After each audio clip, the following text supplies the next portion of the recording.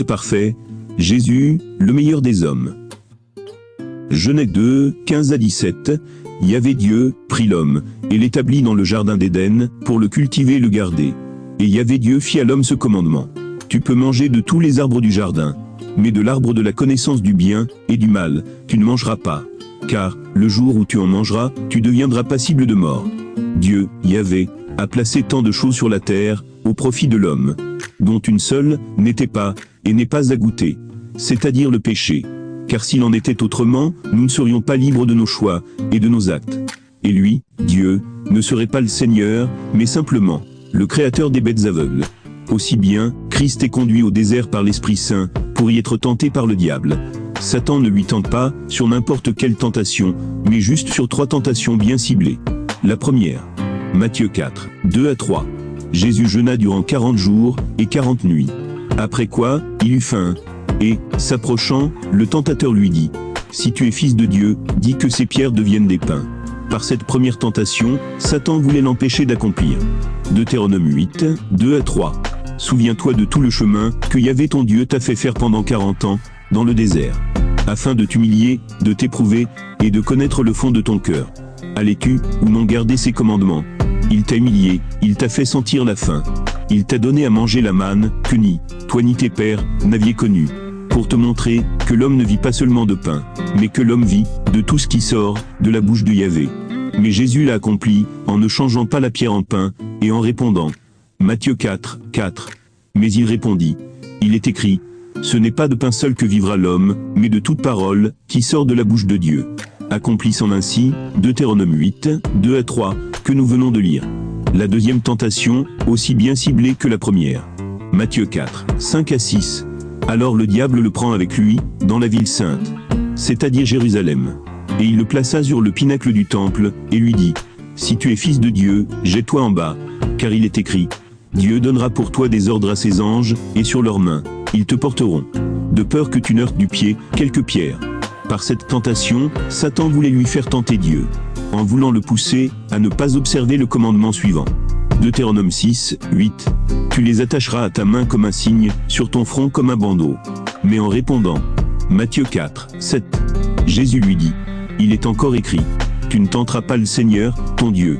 Jésus a gardé le commandement. La troisième et dernière tentation, aussi bien calibrée que les 2 précédentes. Matthieu 4, 8 à 9. De nouveau, le diable le prend avec lui, sur une très haute montagne, lui montre tous les royaumes du monde, avec leur gloire, et lui dit, tout cela, je te le donnerai, si, te prosternant, tu me rends hommage.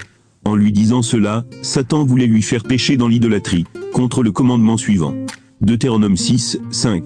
Tu aimeras Yahvé ton Dieu, de tout ton cœur, de toute ton âme, et de tout ton pouvoir. Mais en répondant, Matthieu 4, 10. Alors Jésus lui dit, retire-toi, Satan, car il est écrit, c'est le Seigneur ton Dieu, que tu adoreras, et à lui seul, tu rendras un culte. Jésus a comme les 2 précédentes fois, gardé le commandement. On voit ainsi combien, Satan connaît très bien la parole de Dieu, en sorte d'avoir ciblé, des points si essentiels de la parole. Car toutes des tentations, contre l'amour de Dieu, qui est la valeur suprême, de toute la parole. En effet, ne pas aimer Dieu de tout notre cœur, c'est de ne pas soumettre nos désirs intérieurs à Dieu. C'est mépriser la nourriture divine, la parole de vérité. Ne pas aimer Dieu de toute notre âme, c'est refuser de prouver notre amour pour Dieu, jusqu'à la croix. Donc avec sa vie, son corps physique. Jusqu'au martyr, si nécessaire comme Christ, et les apôtres. Sachant que nous sommes des âmes vivantes. Donc ne pas aimer Dieu de toute notre âme, c'est refuser de plaire à Dieu par notre vie. Au point de sacrifier notre chair, même physique s'il le faut. Ne pas aimer Dieu de tout notre pouvoir, c'est-à-dire avec ses richesses, ce que l'on possède, ses biens extérieurs, non pas pour paître des pasteurs pharisiens, mais aider dans leurs épreuves, les veuves, les orphelins, le pauvre. Et donc, à la fin de tout cela, Christ apparaît en tant qu'homme, qui aime Dieu parfaitement. Car ayant pratiqué, ayant accompli tout cela, tel que Dieu le voulait, et le veut pour nous. C'est la plus belle preuve d'amour, qu'on puisse donner à un être, que nous aimons. C'est de lui sacrifier notre vie. Aussi bien, depuis lors, quand on parle d'actions inoubliables et mémorables, un seul nom brille au-dessus de tous les autres. Celui de Jésus-Christ, Fils du Dieu vivant. Le sacrifice de Christ, sa parfaite obéissance, sa bravoure, et de son héroïsme à la croix. sont des souvenirs immortels, qui resteront à tout jamais, au fond de nos cœurs endeuillés pour sa mort, mais égayés pour sa glorieuse résurrection. La place publique, le lieu du crâne, c'est-à-dire Golgotha, où il fut crucifié, demeurera à tout jamais, un haut lieu de ce monde. Car c'est là qu'a triomphé, la plus noble créature, qu'est portée la terre, et la nature. Nous n'avons pas besoin de l'abomination du transhumanisme, pour prétendre vaincre la mort. Car se transhumaniser, c'est se détruire, c'est se tuer, et non vaincre la mort. Car à l'exemple de Christ, seule, l'obéissance parfaite, la soumission volontaire, la sauvegarde des commandements, poursuivre la sanctification, donne pouvoir sur la mort. Et Christ en est la preuve, vivante dans tous les siècles. Or, aucun transhumanisé n'est la preuve de la victoire sur la mort. Et ne le sera jamais. Car Dieu détruira par sa puissance toute prétendue immortalité, obtenue par la rébellion à lui, par l'opposition à lui, par la destruction de sa création, et par le péché. Et il en a montré la preuve de cela en Éden.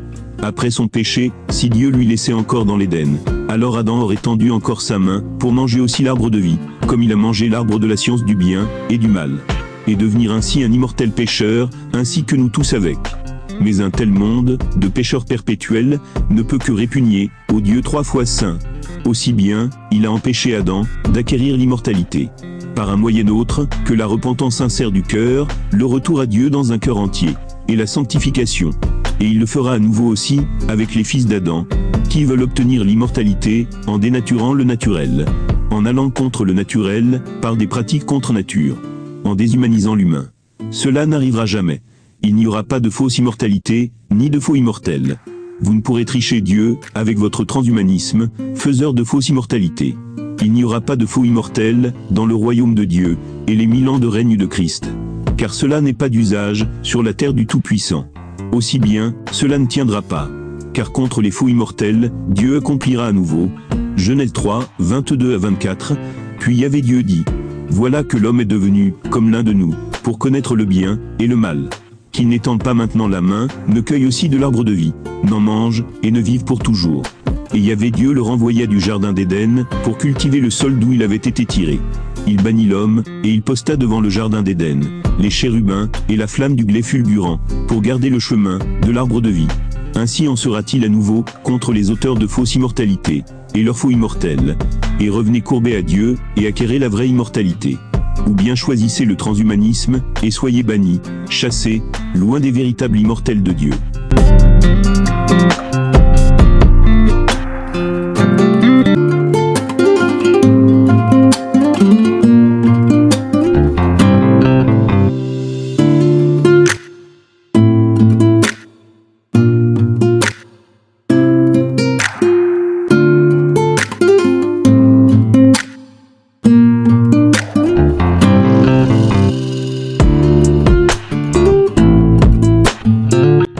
De même que Dieu a fait laisser inachevé le projet des hommes, contre sa volonté, au temps de Babel.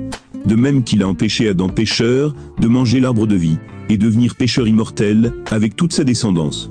Ainsi, Dieu ne laissera pas les hommes de cette génération, accomplir leurs mauvais desseins contre nature, aller contre sa nature. Car Dieu ne change pas. Ce qu'il a fait aux antiques rebelles, il le fera aux rebelles modernes. Le châtiment qu'il a infligé aux hommes primitifs, à cause de leur désobéissance et rébellion, il infligera bien plus aux hommes de cette génération, qui sont bien pires.